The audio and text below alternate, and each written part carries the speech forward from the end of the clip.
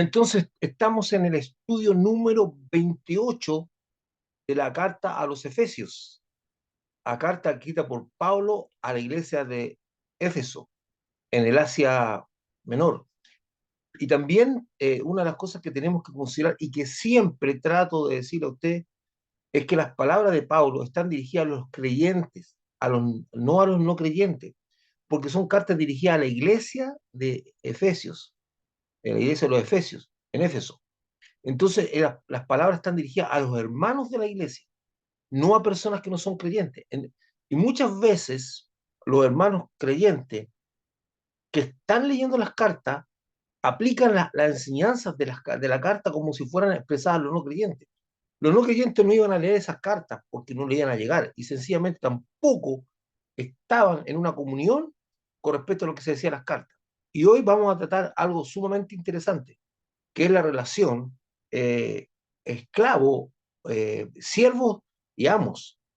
Y hay cosas que son súper importantes puntualizar, hacer notar, que son de alguna manera delicadas y que deben ser tratadas con harta visión. Entonces, vamos entonces a ir progresando en el estudio. Son apenas 5 versículos. Efesios 6, 5 al 9. Siervos, obedeced a vuestros amos terrenales con temor y temblor, con sencillez de vuestro corazón, como a Cristo.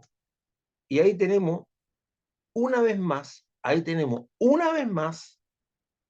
fíjense, vamos a ir contando las veces en que se refiere a Jesucristo. Dice, siervos, obedeced a vuestros amos terrenales con temor y temblor, con sinceridad de vuestro corazón, como a Cristo. El versículo 5 ya dice como a Cristo. Y vamos a ver que en todos los 5 versículos que vienen hacia adelante, en todos hace la comparación con Cristo. En todos hace la comparación con Cristo. Dice, con sinceridad de vuestro corazón, como a Cristo. Ahí tenemos la primera vez. No sirviendo al ojo como los que quieren agradar a los hombres, sino como siervos de Cristo, de corazón, haciendo la voluntad de Dios, sirviendo de buena voluntad como al Señor, no a los hombres, como al Señor. En los 3 versículos, nuevamente, está hablando de la actitud que va hacia Dios, no hacia los que se sirven. El 8, sabiendo que el bien que cada uno hiciera, ese recibirá del Señor, sea siervo, sea libre. Nuevamente, el Señor. O sea, los 5 versículos tienen que ver con mi relación con Dios, no mi relación con la persona que está al lado. Y vosotros, amos, haced con ellos lo mismo, dejando las amenazas, sabiendo que el Señor de ellos es, y vuestro está en los cielos, y que para él no hay acepción de personas. Dice, hace lo mismo, todo lo que anteriormente se dijo, y también dice, sabiendo que el Señor, nuevamente de ellos. Entonces, estos 5 pasajes, o sea, 5 versículos, constantemente se está aludiendo al Señor Jesucristo. Vamos a hacer algo sumamente importante. Antes de hacer un análisis de estos textos, es importante hacer una reflexión sobre la intervención de Dios en el mundo.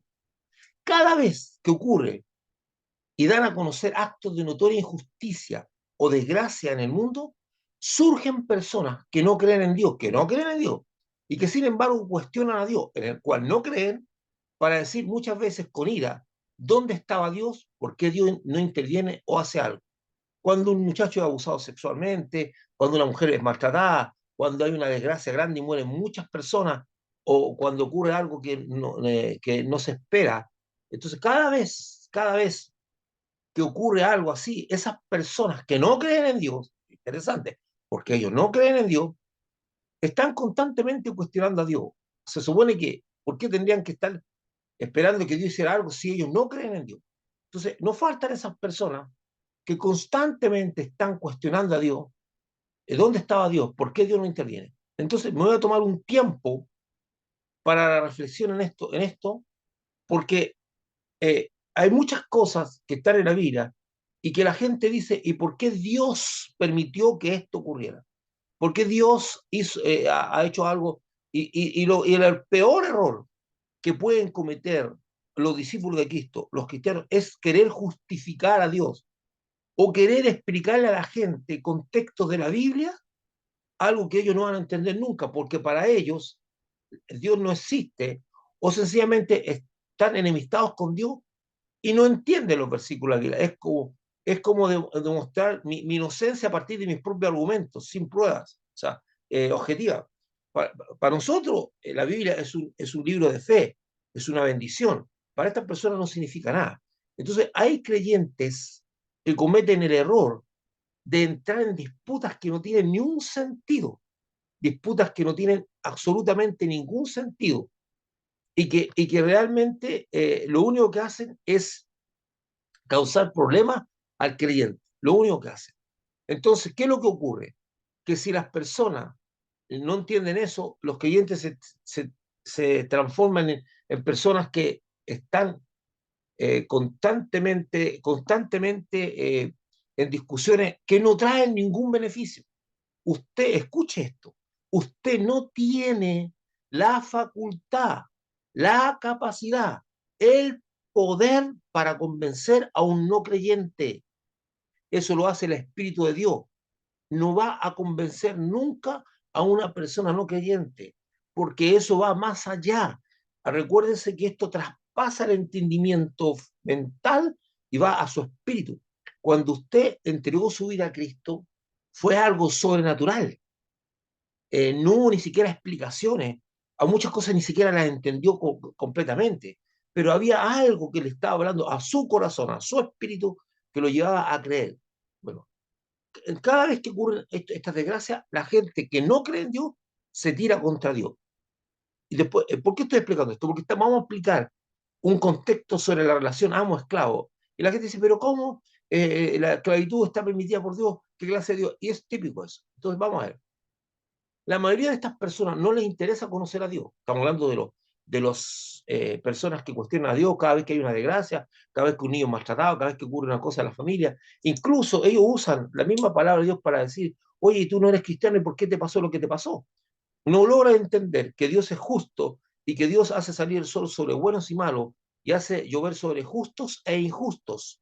Y que las cosas que le pasan a las personas comunes y corrientes nos van a pasar a nosotros también, aunque nosotros tenemos la bendición de Dios, el auxilio de Dios, incluso la sanidad de Dios, incluso la restauración de Dios, cuando Él quiere hacerlo en nosotros, cuando sus propósitos son hacer eso, y tenemos el cuidado de Dios, nunca vamos a estar solos, Jesucristo lo prometió.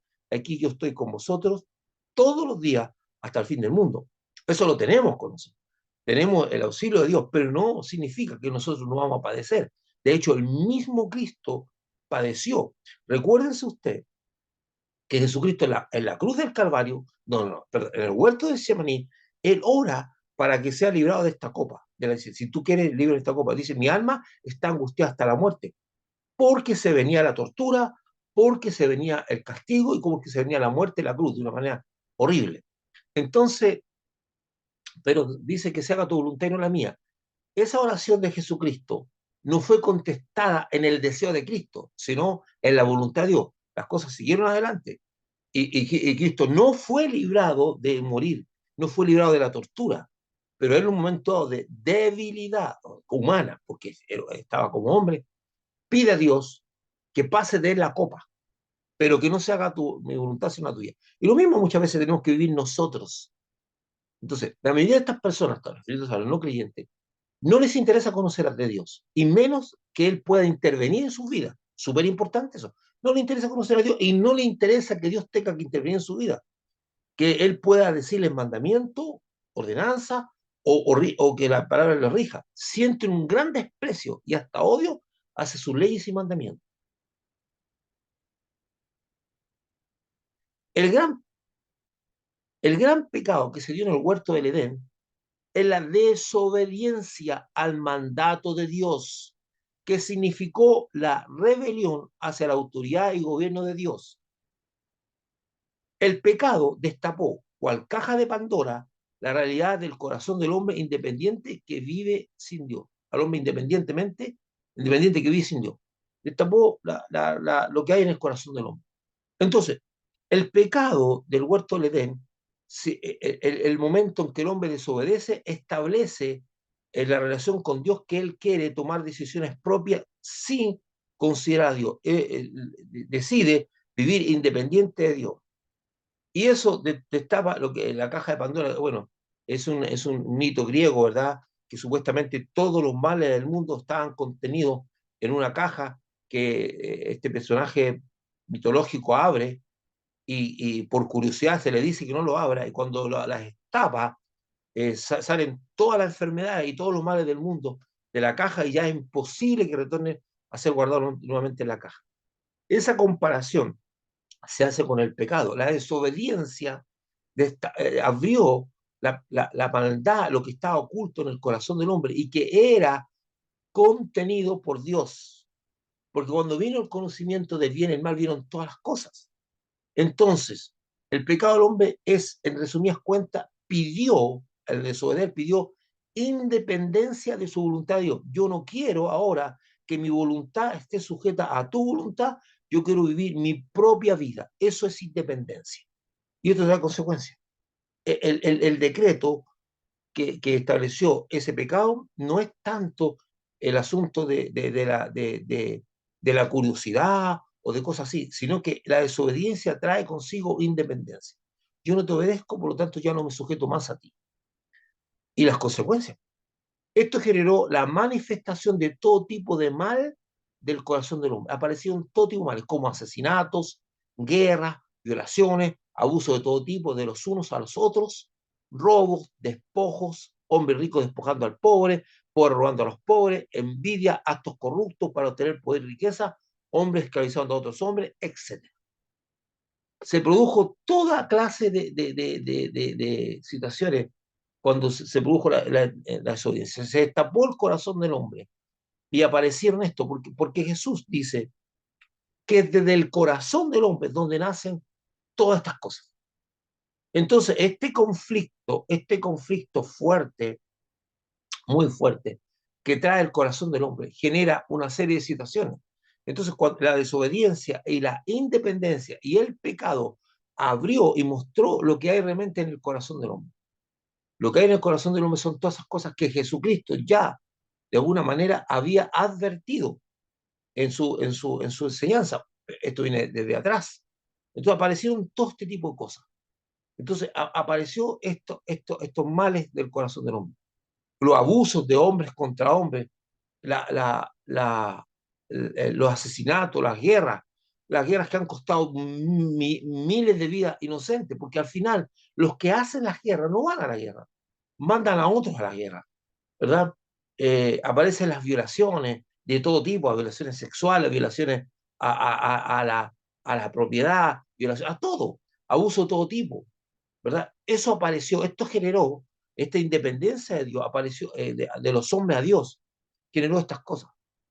Entonces, sigamos viendo, lo que estamos viendo, en qué nos estamos enfocando, antes de entrar de hecho a un análisis muy particular de los textos, es que cada vez que hay una desgracia, en eso hemos estado hablando para los que se están integrando ahora, cada vez que hay una desgracia, cada vez que un niño sufre un atentado sexual o una persona vive una desgracia, una enfermedad, o incluso nosotros mismos vivimos algo y la gente no creyente, la que no cree en Dios, la que no considera a Dios, siempre dice, ¿dónde está Dios? ¿Por qué Dios no intervino? ¿Por qué Dios no hace algo? Y ahí muchos creyentes se esmeran por tratar de explicar lo inexplicable. Vuelvo a insistir. Usted no puede explicar lo espiritual a una persona que no entiende las cosas espirituales y que su razonamiento es carnal, de hombre, de la mente. No puede. Vuelvo a insistir, se lo digo una vez más. Usted no tiene ni el poder ni la capacidad para convencer a una persona de las cosas de Dios y de los propósitos de Dios. No tiene capacidad. Para que esta entienda, esta persona solamente puede ser convencida por el Espíritu Santo de Dios. Vamos más adelante. A partir de la rebelión del huerto del Edén, ya Dios no guía al hombre y no interviene en su autogobierno.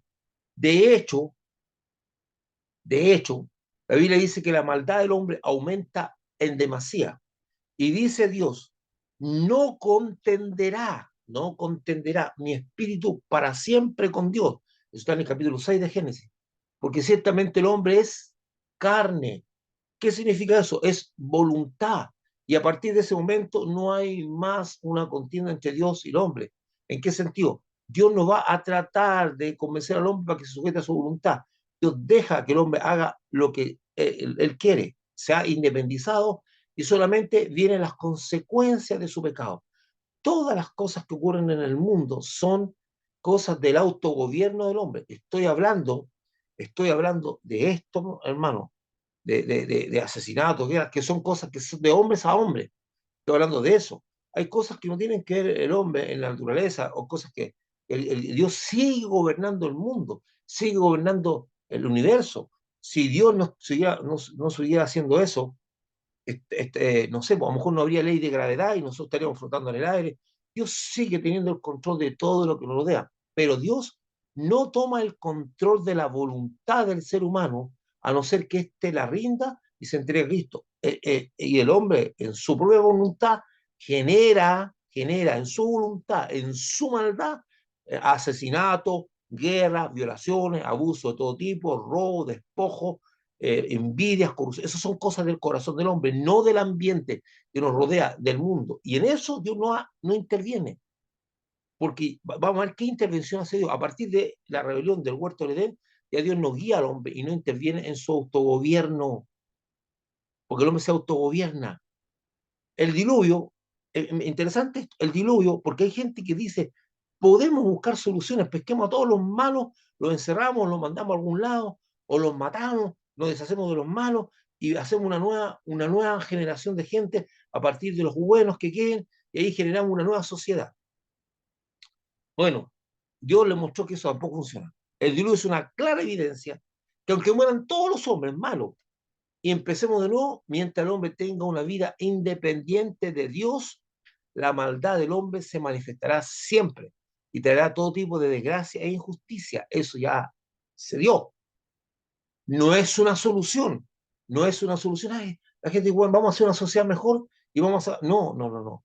Y por eso el gran fracaso de los esfuerzos gubernamentales, los esfuerzos de las ONG, los esfuerzos de la sociedad, de poder establecer una sociedad idílica, ideal, donde todos son buenas personas, donde todos se sujetan, donde todos colaboran uno con otro, no, eso no es posible porque el corazón del hombre genera cosas. Puede ser que haya gente que tenga un corazón inclinado hacia el bien, pero no va a faltar el que tenga también un corazón inclinado hacia el mal. ¿Qué hacemos con eso? ¿Los matamos? Bueno, Noé tenía hijos y dentro de sus hijos, no todos sus hijos tuvieron un corazón dispuesto después del diluvio a seguir a Dios. Y se generó una nueva sociedad con los mismos problemas, con las mismas situaciones que ya tenía antes la sociedad. La maldad había aumentado en demasía. Entonces, esa solución que plantean algunos de crear una sociedad idílica a través de deshacernos de todos los malos o meternos en las cárceles, ¿no? Y crear una sociedad de justicia, eso no es así, porque la maldad está en el corazón del hombre. Y dice, no hay justo ni siquiera uno. Y muchas veces el hombre tiene la posibilidad de hacer el mal y lo hace. Vamos a lo otro. Esta gente que genera esa independencia de Dios, que culpa a Dios de los males del mundo, también tiene otra visión. Otra forma en que el hombre impulsa es el establecimiento de leyes que regulen el comportamiento humano. O sea, si hacemos una sociedad bien regulada, que mantenga un comportamiento humano, esto se va a resolver. No va a haber este tipo de maldad. Vamos a regular a la gente para que no viole, vamos a regular para que no mate, para que no robe. El mundo está lleno de leyes y la gente sigue robando, la gente sigue violando y la gente sigue haciendo el mal, porque el problema está en el corazón del hombre. Entonces, vamos un poquito más. Otra forma que el hombre impulsa es el establecimiento de leyes que regulen el comportamiento humano. Y Dios también demostró que esto tampoco soluciona el problema de lo que hay en el corazón del hombre. Y cuando estableció los 10 mandamientos, más una serie de regulaciones de comportamiento humano, una gran mayoría de los hombres no las consideró verdaderamente. Sí, porque hay gente que escucha la ley de Dios y le importa un comino.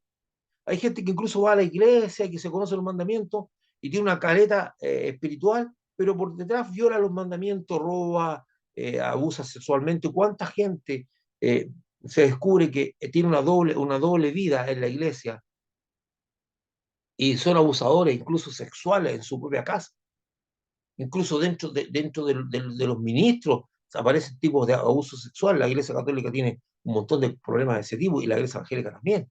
O sea, el problema de lo que hay en el corazón del hombre dice, también demostró que esto tampoco soluciona. O sea, haciendo leyes. El problema de lo que hay en el corazón del hombre, cuando estableció los 10 mandamientos, ¿y qué más estableció? Dice, estableció los 10 mandamientos y una serie de regulaciones del comportamiento humano. Una gran mayoría de los hombres no las consideró verdaderamente, no les interesó aparentar a uno, sino que en algunos casos las aparentó, en otros no las cumplió y en otros se rebeló abiertamente contra las leyes por considerar que venían de Dios y como ya dijimos, mientras el hombre tenga una vida independiente de Dios, la maldad del hombre se manifestará siempre y traerá todo tipo de desgracia e injusticia. Esa es la realidad. Porque algunos se rebelaron contra la Dios, algunos consideran la palabra de Dios que es algo horrible, y hay mucha gente que vive una vida contraria a Dios.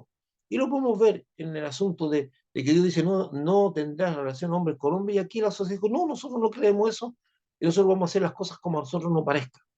Y de repente se hace apología, que significa defensa, de la mentira, que la mentira es necesaria, y cuando la Biblia condena abiertamente la mentira, de repente se hace justificación de las muertes y los asesinatos, una serie de cosas. El ser humano está apartado de Dios. Entonces, las leyes de Dios no son consideradas. No las mejores sociedades que, se han levantado no en condiciones óptimas ni solas, pero en las condiciones mejores que se han encontrado son las sociedades que han decidido seguir a Dios. Las sociedades que han decidido seguir a Dios son las sociedades que mejor se han planteado, que mejor han obtenido algo. Estas sociedades se han puesto en condición de seguir la palabra de Dios, pero aún así no son ideales, porque tú no puedes obligar a una persona que vive en una sociedad a cumplir la ley de Dios, no la puedes obligar. Por lo tanto, por eso digo que las leyes, los mandamientos y todo eso que pretendía regular incluso la maldad del hombre, habían pena y todo para limitar la maldad del hombre, que el hombre ya a partir de la desobediencia del huerto del Edén se declaró independiente de Dios. Por eso Dios no interviene en el mundo, no hace nada con respecto a parar o no parar lo que quiere hacer un hombre. Solamente la oración y la intercesión de sus hijos pueden actuar para que Dios mueva, pero no hay otra manera. O sea, el hombre vive en una sociedad independiente. Entonces, todas esas personas que cínicamente, porque no son creyentes, empiezan a reclamarle a Dios por las cosas y las desgracias del mundo, esas personas no le interesa a Dios, ni consideran a Dios. Dice, ¿por qué Dios no evitó esto? ¿Por qué Dios esto? ¿Qué clase de Dios hay? ¿Cómo estudió? El asunto es que el hombre hace mucho tiempo que vive en forma independiente. Y como ya lo he explicado en los pasos anteriores, lo que sale del corazón del hombre se ejecuta. Y estoy hablando, vuelvo a insistir, estoy hablando del corazón del hombre. Las violaciones, el robo, las muertes, el asesinato, el abuso de hombres contra hombres, todo eso nace en el corazón del hombre. Estamos hablando de acciones de hombres contra hombres. ¿Y por qué el hombre querría hacer eso? Porque eso está en su corazón. Entonces, veamos, la historia del hombre, pues sin el hombre, o sea, la historia, porque no existe la historia sin el hombre la historia es que el hombre. La historia de la humanidad es la forma en que se desenvuelve el hombre en el mundo independiente a Dios. Independiente a Dios. Son pocos los momentos históricos, los reyes, mandatarios o personas que deciden, o pueblos que deciden vivir unidos a la voluntad de Dios. Y aún así, en esos pueblos que deciden, como en el caso del pueblo israelita, Muchos van a seguir adorando los lugares altos, muchos van a seguir haciendo lo que les dé la gana. Entonces, una persona dice, bueno, nosotros no vamos a permitir que aquí haya un asesinato, aquí no vamos a permitir que haya un robo. Una persona que en medio de esa sociedad que ha decidido escuchar la palabra de Dios y seguirla, que no esté de acuerdo y que haga y da muerte a una persona, ya comete un asesinato o un robo, esa persona, ¿qué hacemos?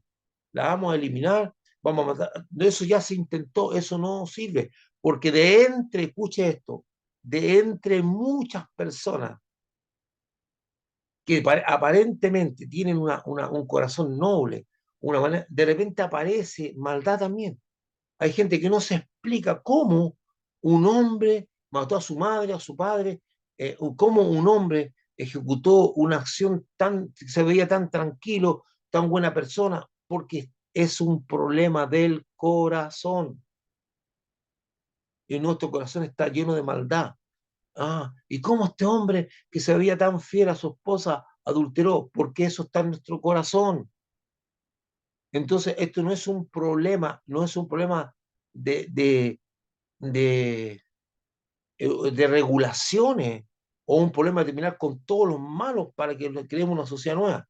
Es un problema que se generó en el huerto del Edén y que se llama rebelión, donde yo me declaro independiente a Dios y el hombre sin Dios no es nada. La Biblia dice, separados de mí, nada podéis hacer.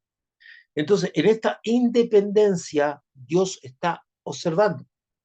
La historia del hombre, la historia del hombre no la determina Dios. O sea, mi historia personal, mi vida, mis decisiones no están determinadas por Dios. Dios no toma decisiones por mí. Yo tomo las decisiones. Esas decisiones pueden estar ajustadas a la voluntad de Dios o no estar ajustadas. Pueden seguir los consejos de Dios o no, pero Dios ya no interviene para obligar al hombre a nada. No, no hay eso. Entonces, en esta sociedad que está gobernada por las voluntades propias de las personas, eh, si una persona decide hacer el mal a otro y lo planea, ¿quién lo puede evitar? Entonces nosotros estamos constantemente, escuchamos a gente que le reclama a Dios de la independencia del hombre, de la independencia que ellos también quieren, porque no quieren estar sujetos a la palabra de Dios ni a la voluntad de Dios. No quieren que Jesucristo sea su Señor, no quieren aceptar a Cristo, no quieren seguir su palabra, pero están dispuestos a culpar a Dios de todos los males del mundo. La historia del hombre no la determina Dios. Dios es testigo de los hechos del hombre, los cuales él juzgará en el día que él mismo ha determinado. Entonces, cada uno tiene su historia, sus decisiones. Entonces, no podemos tener esta sociedad. Ahora, nosotros, los creyentes, creemos en en el reino de Dios. ¿Y qué significa eso? Que Jesucristo nos explica cómo se mueve el reino y sabemos en nuestro corazón y por fe que llegará el día en que Dios vendrá y nosotros estaremos una tierra nueva, un nuevo cielo, y estaremos gobernados por Dios en un lugar de justicia y con las leyes de Dios grabadas en nuestro corazón. Y andando, porque por voluntad, hemos decidido recibir a Cristo y que Él tome el control de nuestra voluntad y nos guíe. Pero nosotros hemos rendido en un acto de adoración nuestra voluntad a Dios. No hemos sido obligados a nada. Aquí no se trata de una cuestión de obligar a otros a querer conocer y reconocer a Dios. Aquí no se puede obligar. Por eso Dios es un espectador. Dios no interviene en las decisiones humanas. Pero sí Dios puede actuar a favor de los creyentes para evitar que la maldad de otros los alcance. Muchas veces nosotros oramos por eso y hay un montón de testimonios donde Dios frustró la maldad del hombre incentivada por el diablo para hacer mal a otro, a un creyente. Porque nosotros no pertenecemos al reino de las tinieblas, sino a la luz, al reino de la luz admirable de Jesucristo. Pero nosotros también estamos sujetos a todas las cosas que le pasan a las demás personas. Puede venir un terremoto y se nos puede caer la casa como se le cae a otras personas. y pasamos las mismas cosas. Ya, ¿por qué Dios no hace algo? Dios no hace, Dios está, nos está sujetando a todo lo que le ocurre a todas las personas. Tendremos que reconstruir nuestra casa y tenemos que vivir las cosas. Ay, ¿por qué esa gente se muere? Eh, ¿Por qué ese hombre que sigue a Dios se murió de cáncer, de una enfermedad, o lo atropellaron? Porque Dios determina nuestros pasos y para Dios la muerte nunca, pero absolutamente nunca ha sido un problema. Para Dios la muerte de su justo es bendita y es el paso a la vida eterna con el Señor. Es la puerta que abre. Para el que está sin fe y para algunos creyentes que su fe no es sólida, la muerte produce temor, miedo. Y eso lo tiene que solucionar solamente el Espíritu Santo en su corazón. La intervención de Dios en el mundo solo se da en casos esporádicos y en función de aquellos que le reconocen, lo buscan y están dispuestos a estar bajo su señorío. La intervención de Dios en el mundo es a favor de los creyentes que oran, interceden y que Dios habló que están puestos a la brecha por el mundo. ¿Quién va a orar? ¿Quién se pondrá a la brecha? Nosotros nos ponemos muchas veces a la brecha. Pero ponerse a la brecha no significa obrar conforme a mi propia voluntad. Cuando yo oro y pido algo por el mundo, no significa que yo oro para que yo haga las cosas como a mí me parecen. Por eso la Biblia dice, ¿cómo hemos de orar como conviene? No lo sabemos, pero el Espíritu mismo pide por nosotros con gemido indecible. ¿Qué significa eso? Que hasta para orar nos unimos a Dios en lo que Él quiere. Los creyentes en Jesucristo no somos independientes ni somos comandos gobernados por nosotros mismos. Nosotros somos personas que nos unimos a Dios y actuamos con Dios. Queremos conocer su voluntad y pedimos que Él haga su voluntad, que es lo que establece la oración de Jesucristo. Hágase tu voluntad, así como se hace en el cielo, también en la tierra. O sea, nosotros no establecemos nuestro deseo de voluntad en la tierra. O es que a mí me gustaría que pasara esto, o es que esto es. No, no, aquí no se trata de lo que a mí me gusta, se trata de Dios. ¿Qué es lo que quiere Dios? Porque lo que Dios quiere para el mundo es lo mejor, es lo mejor. Y el mismo Jesucristo nos da unas tremendas lecciones de intercesión. Dice, por ejemplo, cuando tiene que informarle a Pedro de lo que le espera más adelante, dice, Satanás te pidió para zarandearte como a trigo. No voy a explicar lo de zarandeo ni el trigo ahora. Pero yo, dice, he rogado al Padre que tu fe no falle. Y tú una vez vuelto confirma a tus hermanos. Que Jesucristo en ningún momento le dice que la voluntad de Dios con respecto a Pedro es que él evite pasar por ese zarandeo. No ahora sí, sino que Jesucristo dice, yo sé que esto va a venir a tu vida sí o sí, pero yo voy a rogar al Padre que tu fe no falle. Ese es el punto de oración en la voluntad de Dios. ¿Cuál es el punto de oración? No que evite que Pedro sea expuesto al zarandeo de Satanás, sino que lo que pide Dios, que él lo soporte, lo dice, y su fe se mantenga firme para que él, una vez vivida esa experiencia, pueda ayudar a otros a sobrellevarla. Porque las cosas que hay, el propósito de Dios, la meta de Dios para nuestra vida no es evitar que pasemos cosas, no es evitar, sino que a través de las cosas que vivamos crezcamos y nos acerquemos más al carácter de Cristo. Una vez más lo digo, Dios no está preocupado en su o en mi comodidad, que la vida sea fácil para mí, sino que la meta de Dios es formar el carácter de Cristo en nosotros. Y si para formar el carácter nos tiene que hacer pasar por momentos difíciles, como decimos en Chile, por pellejería, por momentos muy complicados, lo va a hacer, porque pretende que tú formes el carácter de Cristo, que Él forme el carácter de Cristo en tu vida, porque eso es el crecimiento. Entonces, la intervención de Dios en el mundo se da solamente en casos esporádicos.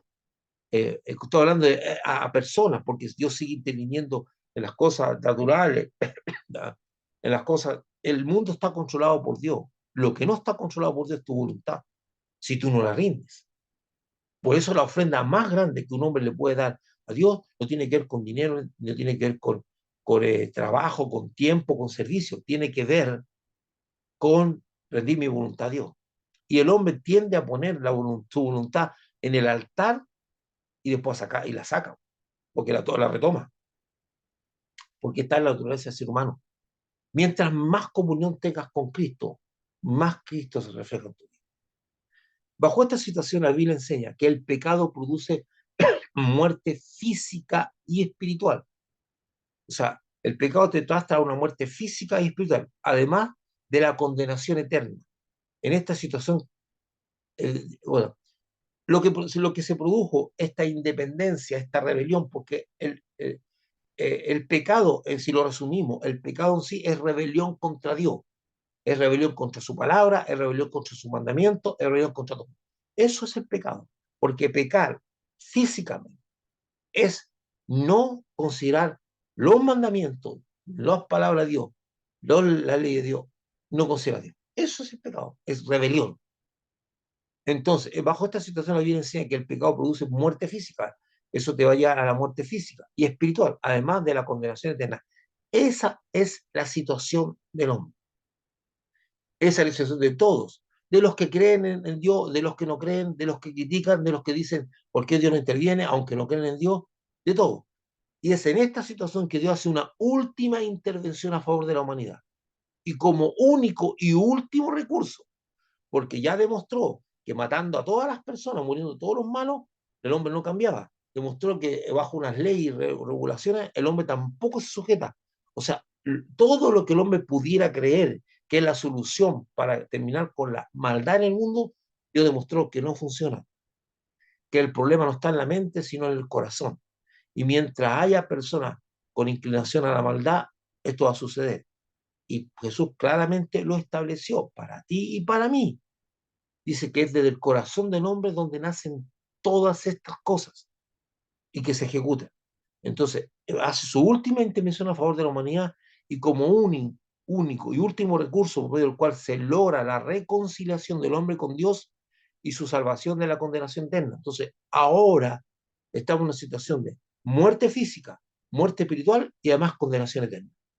Dios hace una última intervención y única para reconciliarse con la humanidad, para que alguien pague la deuda pendiente con Dios de la rebelión, del pecado, porque nosotros somos hechuras de Dios, hechuras de Cristo, y somos creados por Dios, y esta creación es rebelde, que ni siquiera reconoce a su creador. Hay mucha gente que sigue en la línea de la generación espontánea de vida, que aquí no hay un creador, sino que la vida se produjo espontáneamente.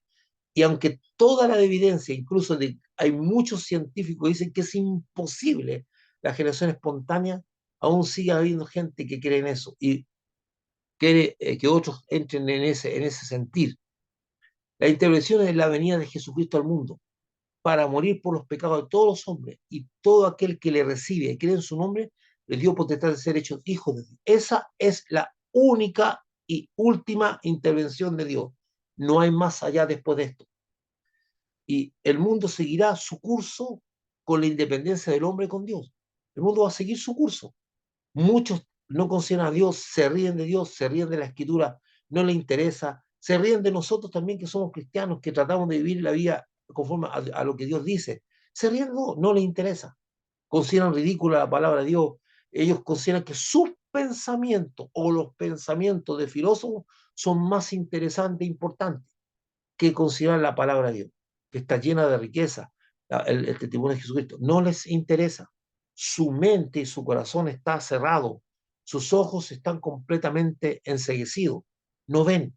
Y ahora, más aún, Dios observa y nos permite a nosotros observar. Póngase bien en esto, en lo que le estoy diciendo.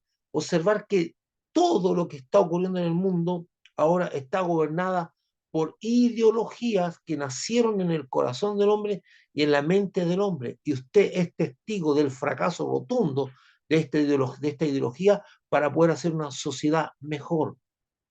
Porque no se va a poder evitar nunca que haya personas que tengan maldad en el corazón. Y dice la Biblia que todo la tenemos, todo. Entonces, esto que está pasando seguirá su curso. Ya lo único que Dios estableció como último recurso es que el mundo seguirá su curso con la independencia del hombre de Dios, con Dios, y la maldad del hombre se seguirá manifestando. Y la única respuesta de Dios es Jesucristo. No hay otra respuesta. A cualquier cosa que el mundo ocurra, a cualquier maldad, a cualquier abuso, violación, eh, hurto, robo, abuso del hombre contra el hombre, la respuesta de Dios es Jesucristo, no hay otra. Dios no va a intervenir, dice, ya voy a pescar a todos los malos y lo voy a meter de nuevo en un diluvio. Dice Jesús que no habrá, dice Dios que no habrá nunca más un diluvio. Y la ley de Dios, dice, Pablo dice que la ley de Dios no fue suficiente para contener el pecado del hombre. Pablo dice, y Jesucristo también cuando llega dice, yo he venido para cumplir la ley, para que el propósito de la ley se cumpla, porque no es posible. Y en Ezequiel, Dios de una manera maravillosa, que posteriormente se replica en hebreo, dice que el problema es que Dios va a grabar, por una grabación aquí, va a grabar nuestras leyes en nuestro corazón y en nuestra mente, y las pondrá en nuestra mente, y al revés, las va a grabar en la mente y las pondrá en nuestro corazón. O sea, Dios va a hacer que la ley de Dios esté en nuestro corazón porque de otra manera no funciona. Es la promesa que Dios tiene para aquellos que verdaderamente han recibido a Jesucristo y han sido hechos hijos de Dios. De hecho, para un creyente no le es fácil pecar sin que haya algo que le esté revolviendo su corazón y su conciencia. Para nosotros los que nos hemos convertido a Jesucristo, no es el pecado un camino para transitar. De hecho, nos daña mucho porque no nos deja tranquilo el Espíritu del Señor y nuestra propia conciencia. Entonces, cuando hemos llegado al punto de seguir a Cristo, cambia.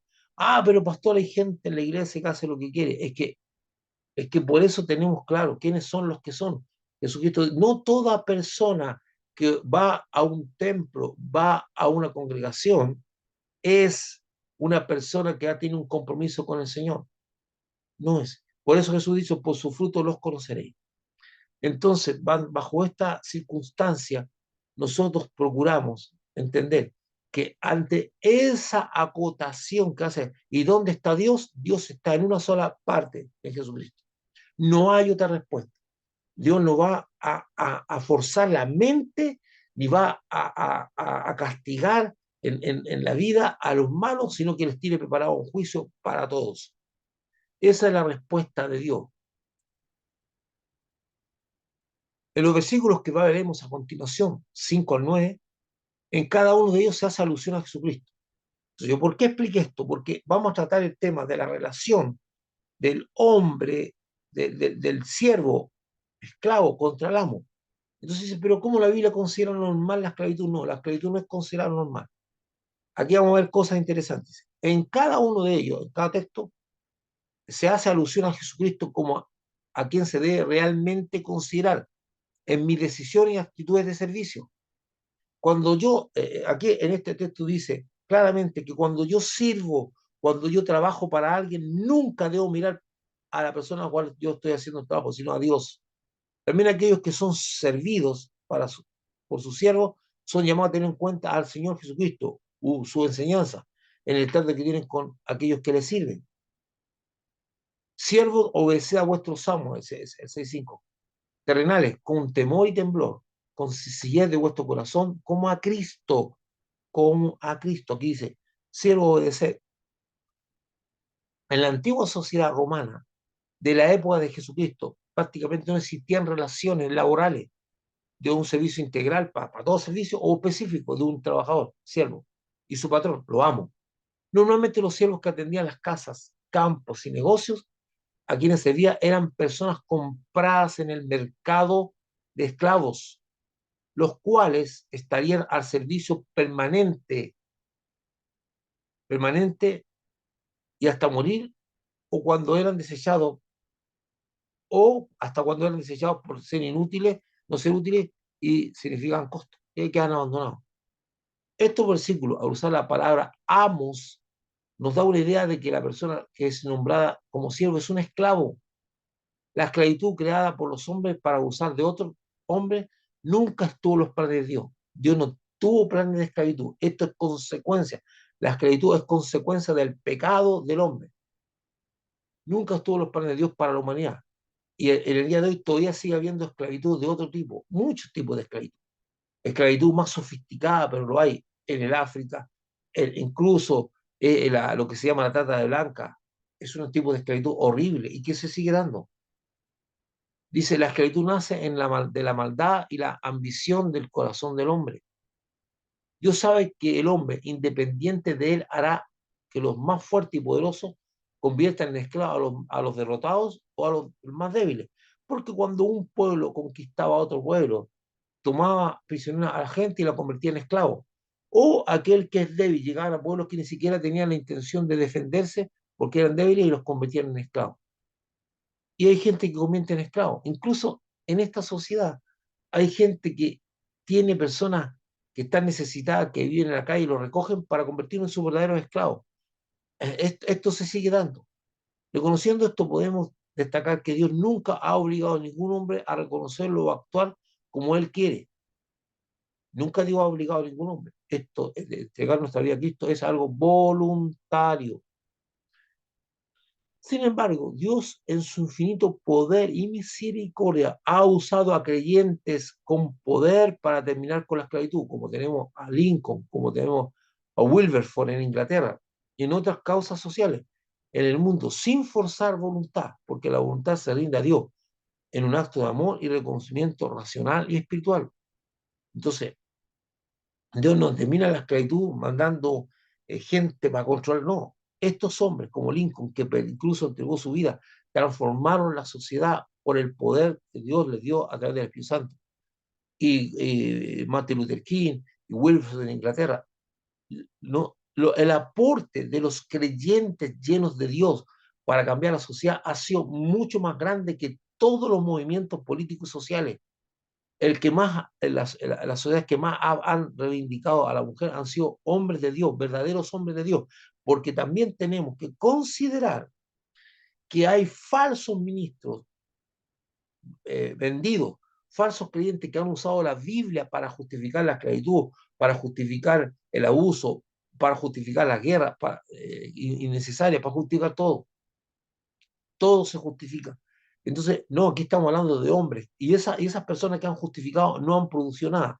Pero cuando Dios ha levantado un hombre para hacer bendición a la humanidad, como Lincoln y otros más, los cambios que se han visto han sido inmensos.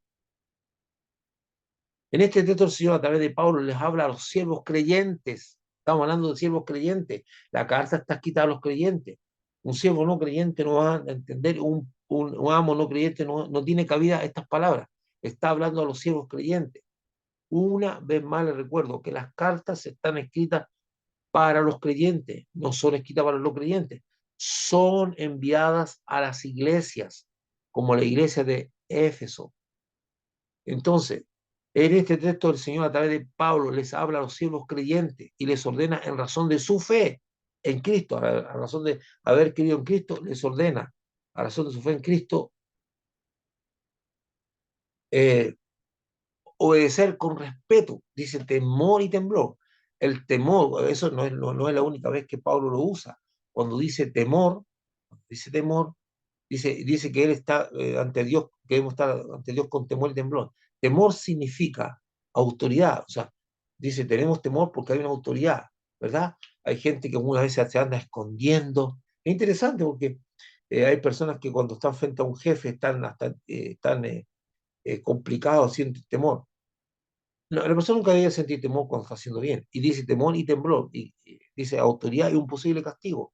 El temor dice, si no estoy haciendo lo correcto, voy a ser castigado. Entonces, cuando habla de temor, es respeto, considerando la autoridad, y temblor es el miedo al castigo. Y no dice Cristo, obedecer con respeto. Eso es, alamos con respeto, es con temor y temblor. Y no teniendo un corazón rebelde, sino un corazón sencillo, un corazón sin contradicciones. Usted alguna vez se va a estar en ambientes laborales donde las personas están discutiendo constantemente lo que es justo, lo que no es justo, cómo estuvo Dios, cómo estuvo el patrón, cómo estuvo el jefe, y siempre están cuestionando y siempre están ahí divagando en su mente. Lo que nosotros tenemos que hacer es obedecer en el Señor. Sí. A ti no te pueden mandar a, oye, ¿sabes qué? Anda a violar a esa mujer, o así anda a robarte esto. No, eso nosotros no lo vamos a decir nunca porque está contra la palabra de Dios. Pero algunas veces, oye, tú tienes que hacer, amontonar todas estas cajas en esa bodega. No, yo no tengo por qué hacer eso. ¿Y por qué? No, la rebeldía, ¿verdad? Nosotros hacemos y obedecemos lo que se nos manda.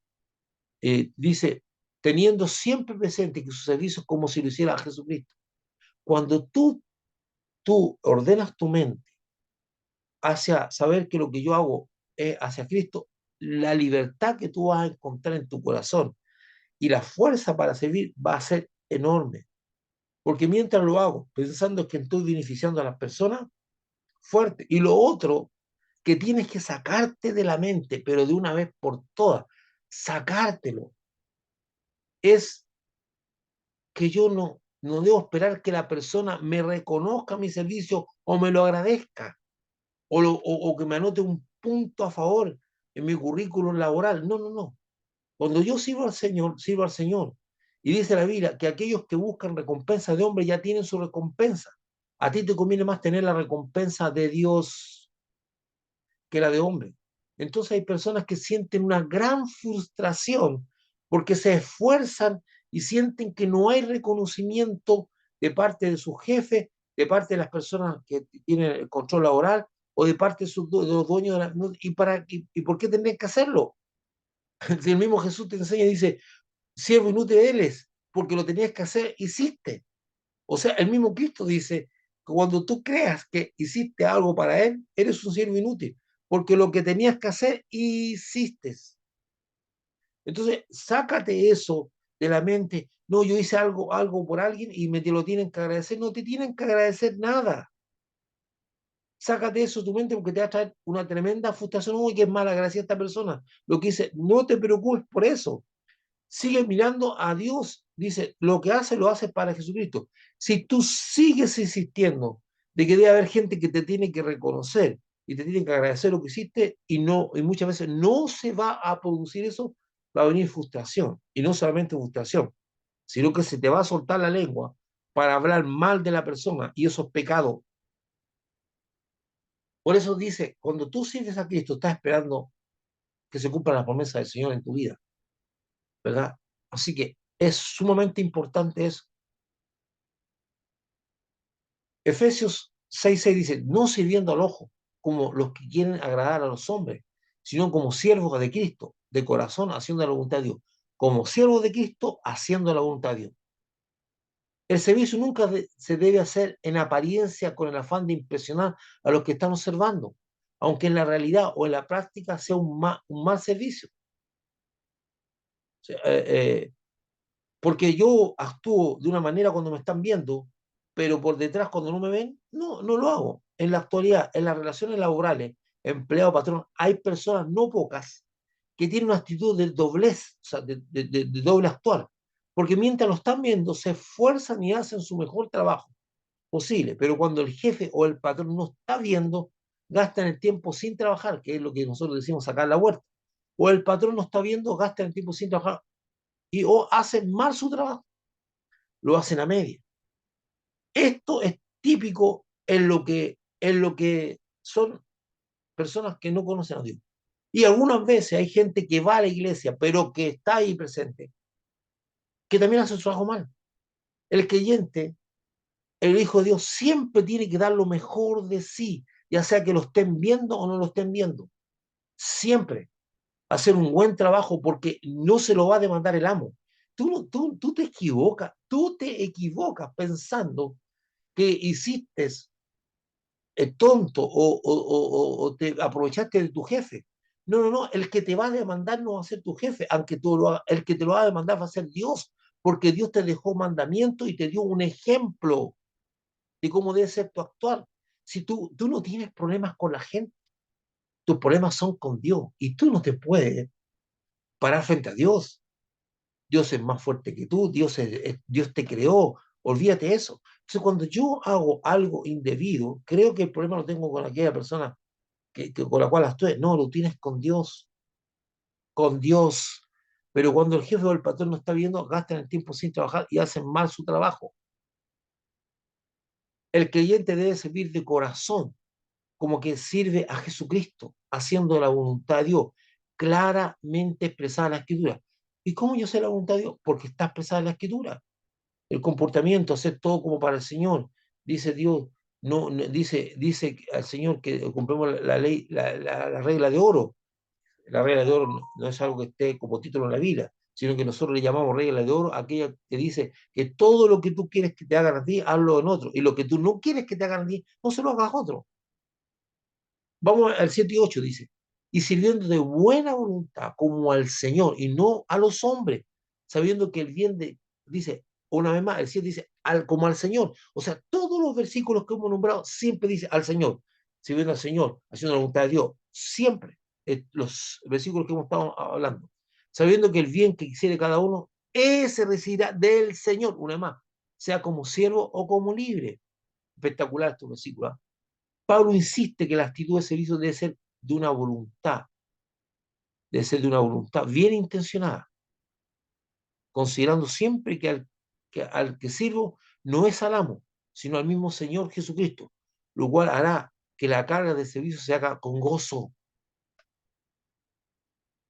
En la actualidad hay empleados que trabajan para patrones o empresas, que muchas veces son injustas y abusivas, y aún así, como creyentes, discípulos de Jesucristo, mientras Dios nos abre otra puerta de trabajo, debemos procurar hacer toda todo, todas las cosas lo mejor posible y de buena voluntad. Pero no, por eso tú tienes que mirar a Cristo, porque el mismo Cristo va a poner justicia.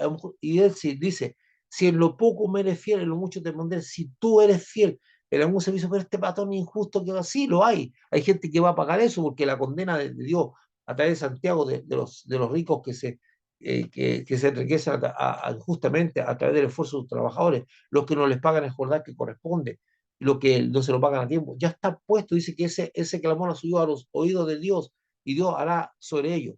Tú no sabes lo que está pasando con esas personas y lo que están viviendo, las terribles tragedias que a lo mejor tienen interiormente. Pero Dios dice que aunque tú tengas amos injustos, tú tienes que siempre hacer lo mejor, siempre, porque tú estás trabajando para el Señor y Él hará justicia en tu vida. Pero cuando yo me juego y empiezo a asumir actos de justicia propia, haciendo mal las cosas, haciendo las cosas con desagrado, ya no, Dios no va a intervenir. Ah, pero yo estoy esperando que también, que hace mucho tiempo que tú ya interviniste y Dios no lo va a hacer, porque tu actitud laboral fue totalmente contraria a lo que te enseñó Cristo. Ya tomaste tus decisiones, pero cuando tú haces todo lo mejor, Dios te va a compensar porque son sus promesas. Recordando que en la ley de Dios, de siembra y cosecha, todo el bien que hagamos tendrá un momento de retribución de la misma forma y de la misma manera de Dios y a la manera de Dios. O sea, tendrá un tiempo de retribución. De la misma forma que yo sembré, cosecharé. Pero es en el momento de Dios.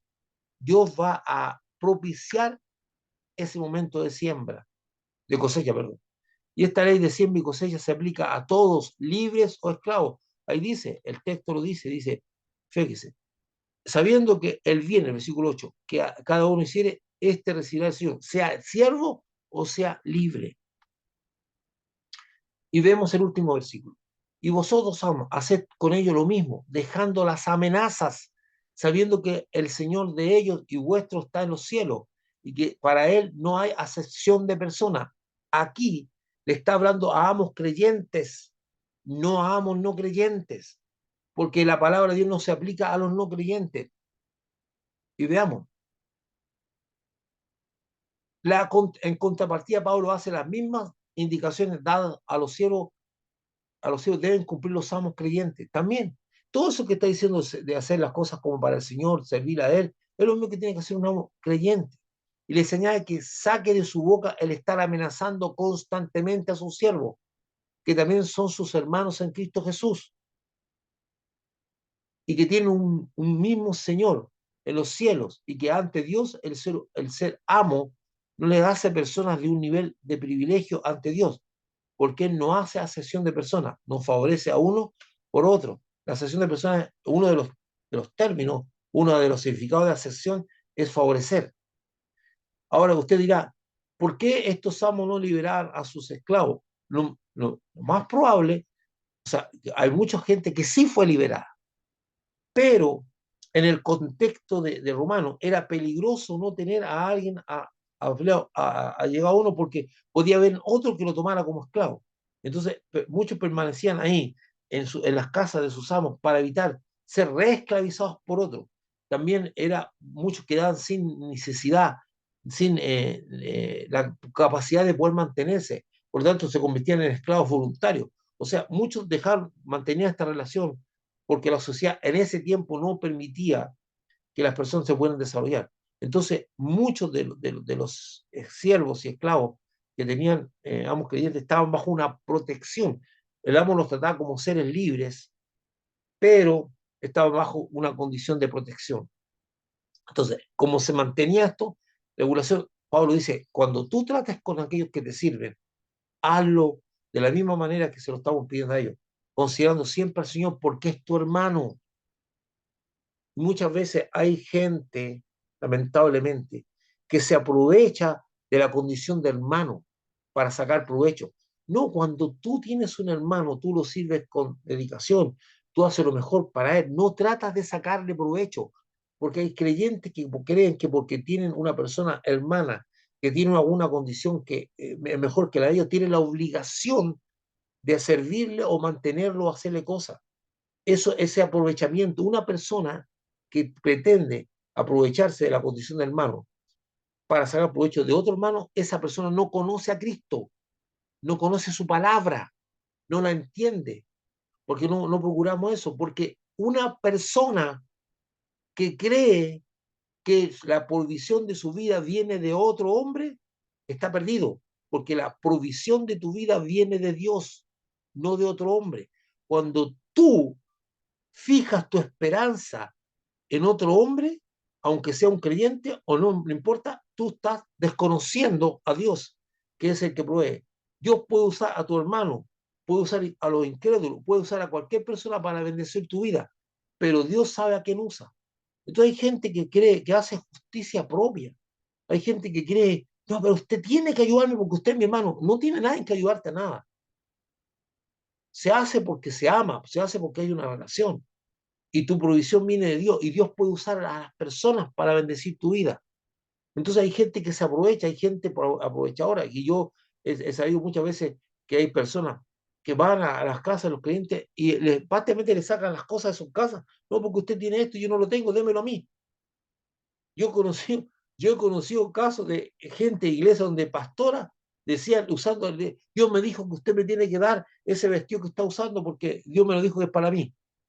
Así de cara dura y cara de palo, de sacar los zapatos, cosas, o Dios me dijo, usted me tiene que dar a mí tanto dinero, porque o sea, eso es una manipulación asquerosa de la palabra de Dios, y esa gente está bajo la condenación de Dios, que usa la palabra de Dios para sacar provecho. Usted tiene como único proveedor, como único cuidador de su vida a Dios, y Dios sabrá quién usa para bendecir, pero no, usted no puede hacer eso. Entonces, Cristo Jesús que dice, vamos a leer un poquito nuestro, en contrapartida Pablo hace las mismas indicaciones dadas a los ciegos deben cumplir los amos creyentes, y le añade que saquen de su hogar estar amenazando constantemente.